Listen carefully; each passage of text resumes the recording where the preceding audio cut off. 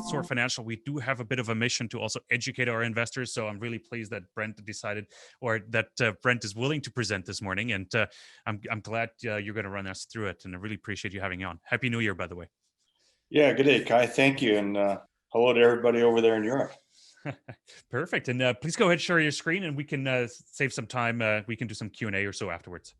Right. What I want to do here is run through sort of how Joe Muzumdar and I, he writes Exploration Insights, how we look at news releases, how we interpret them, and provide some sort of basic guidelines that I think will help retail investors and people not necessarily heavily into the mining industry and the technical side of it interpret news releases and such for their own investment decisions. So that's what we're going to do. Interpreting news releases, what matters, and red flags.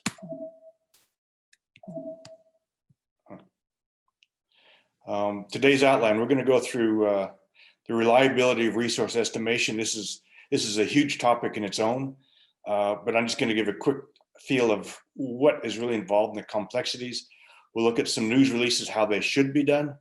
And the whole idea behind exploration is you're testing and confirming or not confirming an exploration thesis. We'll go into a couple of red flags: grade smearing, inappropriate models, open pit versus narrow high-grade veins, discovery curve, market share price, and a quick summary, and hopefully at the end we'll have time for questions. So moving along.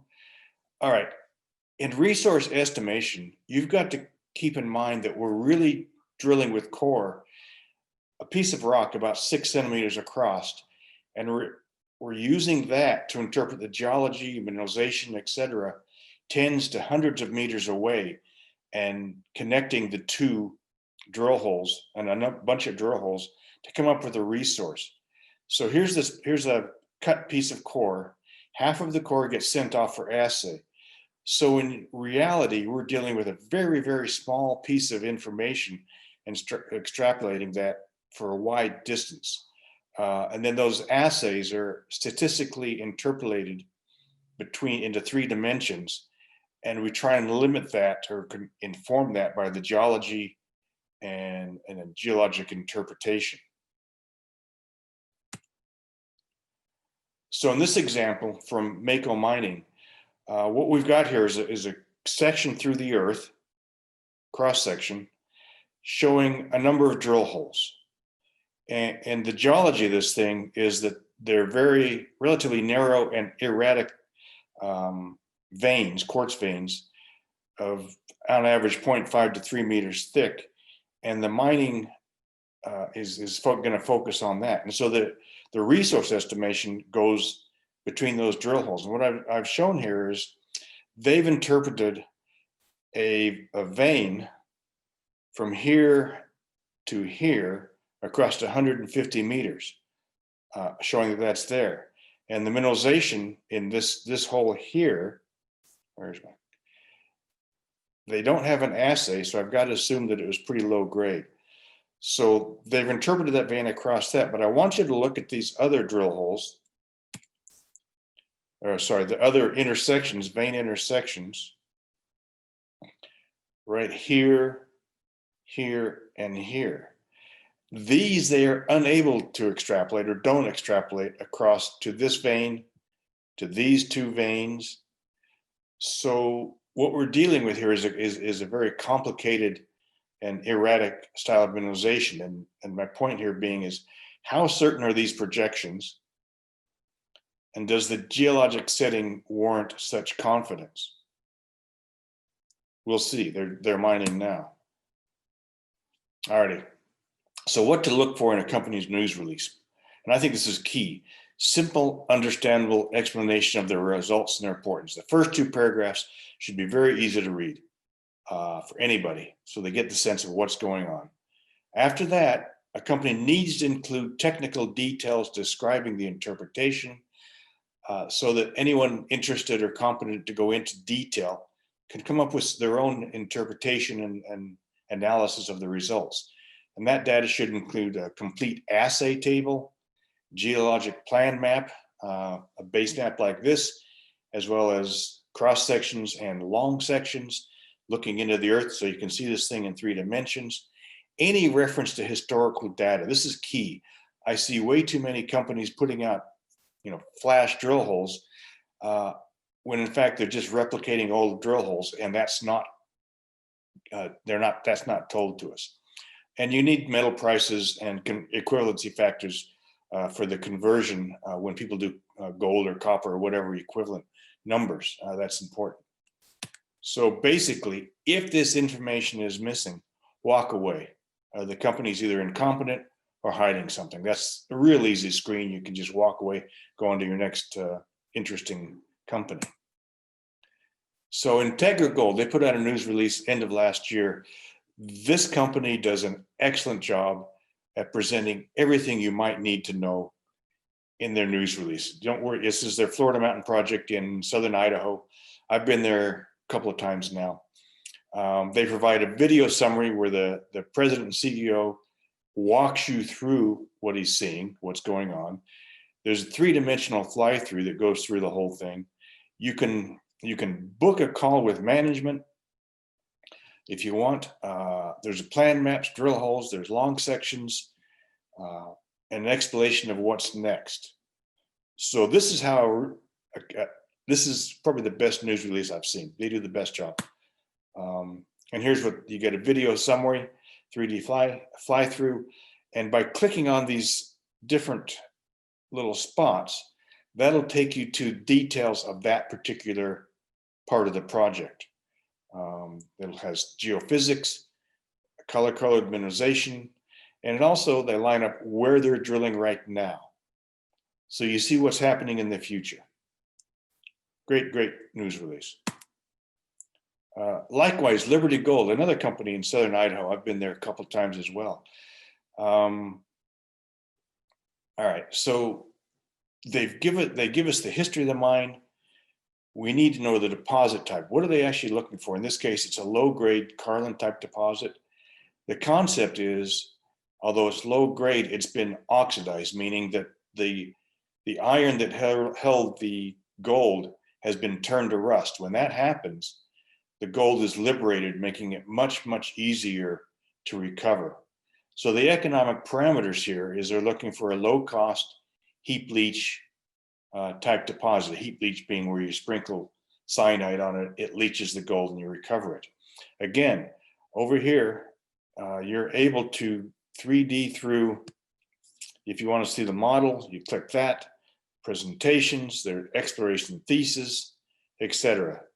Everything's there that you need to know to determine if they're having success. So their basic exploration concept is big, simple, low cost, sorry. What I've done here, here's the target, they're targeting favorable rock horizon, zones of gold mineralization. And here they show you where they are so far, what they found, these browner ones. And they actually put it on a photo as well, so you can see where they're drilling and what it looks like. Is it a multi-million ounce potential? Certainly. Grades are low. We know that. They've proven that. And the key to this working is twofold. Basically, is it oxidized for the metallurgic for recovery? And is the strip ratio, meaning the amount of waste you've got to move to get to the ore, low enough that they can pull this off? So do the results confirm this thesis? So far, the low-cost heat leach recovery, they're doing cyanide leach tests on all their drill core or rock chips, so they know right along if this is going to work or not. And this is what a real company does. They do their metallurgy as it's going. Metallurgy, metal recovery is key. That's once you think you've got a deposit, a company should be looking at that immediately. Multi-million ounce potential, certainly it's there. Waste to ore ratio, meaning how much barren rock has to move to get to the good grade. And so far, this is the one question that needs to be answered in my opinion. I know there's certainly some ore that's at surface and available, but we need to see the whole thing, and that's what they're working on now. Consider if, average mining cost is $2 a ton. We'll go through this later. But and bear in mind also that at 0.7 grams per ton, which is more or less where they're going to end up between 0.6 and 7, 80% recovery, 1 ton is worth $28. So from that $28, you've got to subtract processing costs, mining costs, operational costs, etc. So that's the model. We're watching to see if they confirm that thesis. So far, it looks pretty good to me. All right, red flag. This is something that I harp on probably too often, but I think it's really important. And I'm giving you an example, a recent example here from Free Gold. Their headline news release was intercept of 3.78 grams over 119 meters. Now that is impressive. That's worth looking into to figure out what's going on. But within that, there's included 131 grams over 3 meters, meaning the long interval had towards the bottom a really high grade section. And what we've got here, this is something that we built for Exploration Insights, and it's available on our website, explorationinsights.com. At the bottom, you can link to it. And you're able to put in, okay, here's the long interval and grade, and then including the interval within it was 3 meters at 131 grams. So what we've done is you end up with the residual grade, meaning everything but that 3 meters, averages 116 meters at 0.477 grams. So right there, it's been misrepresented, if you will. And this misrepresentation affects the geologic interpretation, the style of mineralization. It makes you think that it's a large, equally disseminated deposit, when in fact that is the case to the west of there, but where they drilled, it's not. And it affects your cost, your mining methods, etc. So I think it's really important to keep that in mind. And again, this is available, on our website. And this is what it looks like. So here's that hole right there. I've dropped it down here. There's 318 meter section 1.8. This right here is 119 at 3.7, but really everything is contained in this bottom interval right here of 3 meters, which begins at 588 meters. So this mineralization up here is really probably too deep for an open pit, and the grade's not there anyway. A higher grade starts at 470, but really you're looking at 588 meter deep drilling. So what's the cost of that going to be to actually try and prove up that vein? Keep that in mind. Open pit considerations. All right. So strip ratio, again, that's the amount of waste needed to be moved, barren rock, to get to the high grade, the mineralization. And here we've got, call this an ore body. It's fairly narrow. For every ton of ore you pull out, you've got to mine 4.4 tons of waste. A wider body, same thing, but it's 2 tons of waste per ton of ore. What that means is that your cost of mining is going to be $10.80 per ton versus $6 per ton over here. Big difference. That affects the grade, what grade you can get to. All right, let's do some geology. Let's look at an underground vein. Over here in green, this is the mineralized interval, the vein, if you will. Looking at it from underground, that's the same picture looking up at the top of the tunnel. So the mineralization is in here. This outside of it is barren.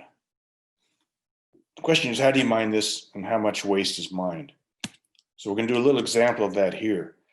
The blue is the mineralization, call it 1.5 meters at 10 grams.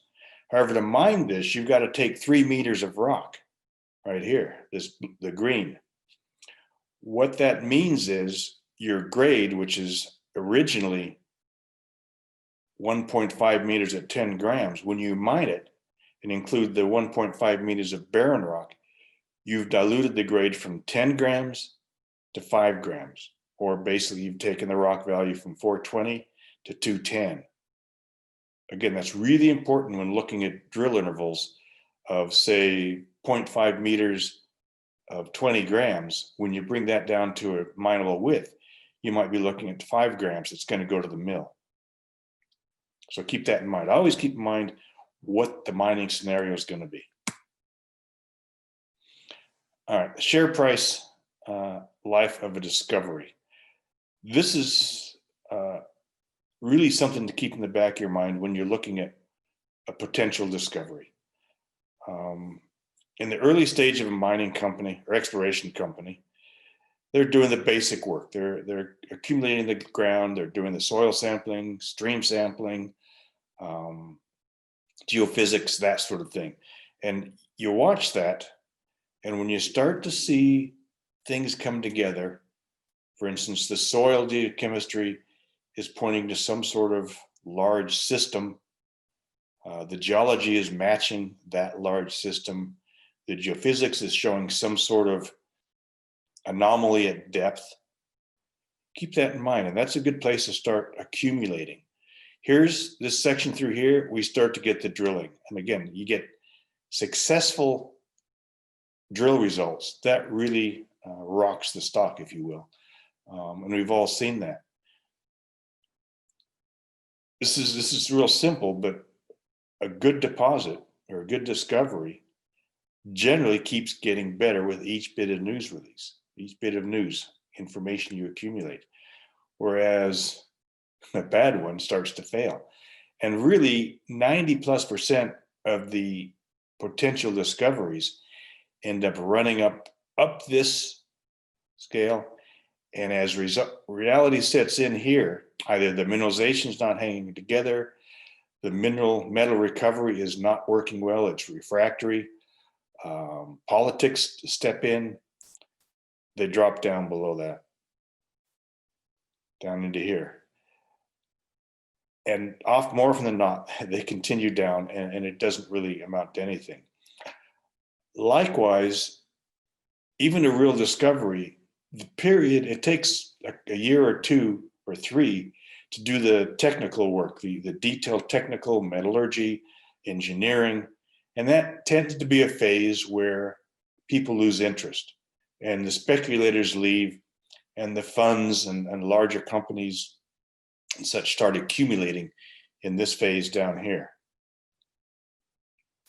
I call it the orphan period. And more often than not, if the mine is working, you get your full value back up here. So there's 2 ways to make money on this, actually 3. The third, which is the one Joe and I prefer, is the deposit is so good that another company, major or mid-tier company, comes in and buys it. Generally, we don't like to see an exploration company transition into a mining company because it's a whole different mindset.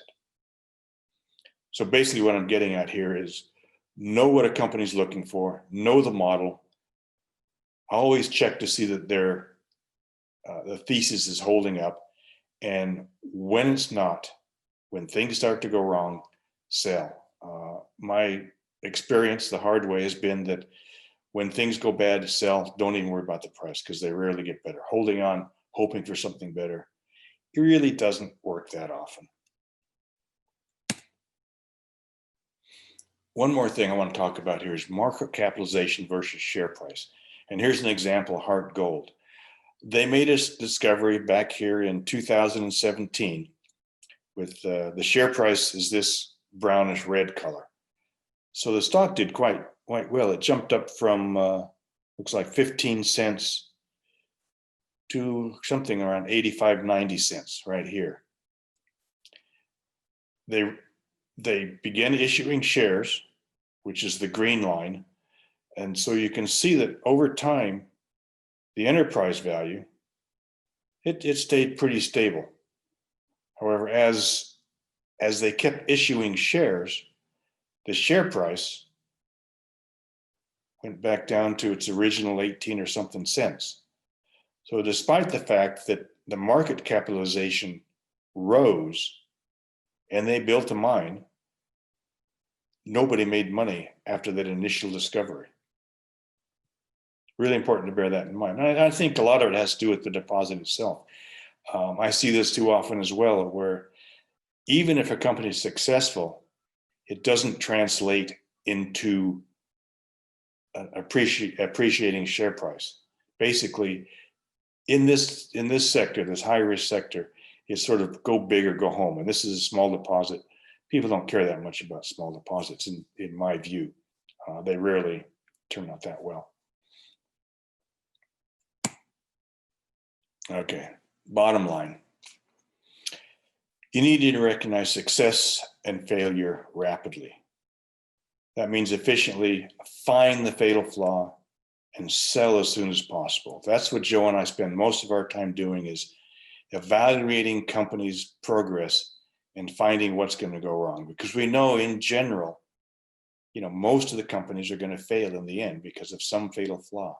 If we can find that, or you can find that before the market does, you can still make quite a bit of money. We've done that before, selling before the things really go wrong. Know the funding requirements of a company. How much is it really going to cost to drill out this project? What are the geologic parameters behind their idea? With the drilling as it progresses, are those parameters being met? Likewise, the economic parameters of a deposit. Is it a large open pit porphyry copper deposit? If it is, that's going to take hundreds of millions, if not billions, to develop.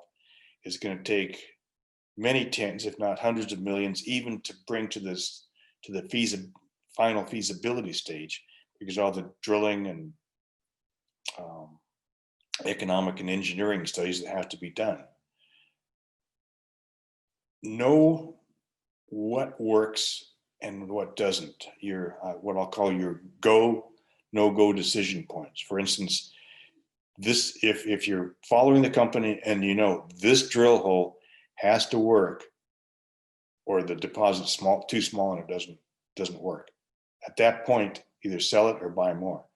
And again, is successful meaning all too often companies are drilling, looking for things that, even if they're successful, the deposit is too small or too low grade, basically marginally economic, and it's not meaningful to the share price, which is actually, in the end, what we're after. Does it translate into share price appreciation? Right?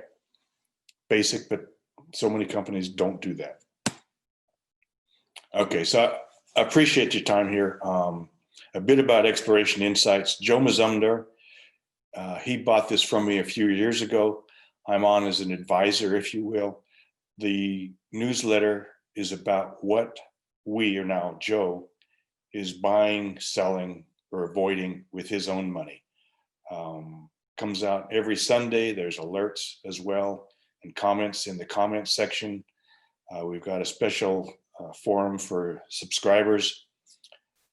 There's plenty of information available on the website that's for free to check us out. And if you're interested, send us a note and we can send you a sample copy of one of our letters to see if it's of interest. So I think with that, if you're still there, Kai, and haven't fallen asleep, we can open it up for some questions if there are any.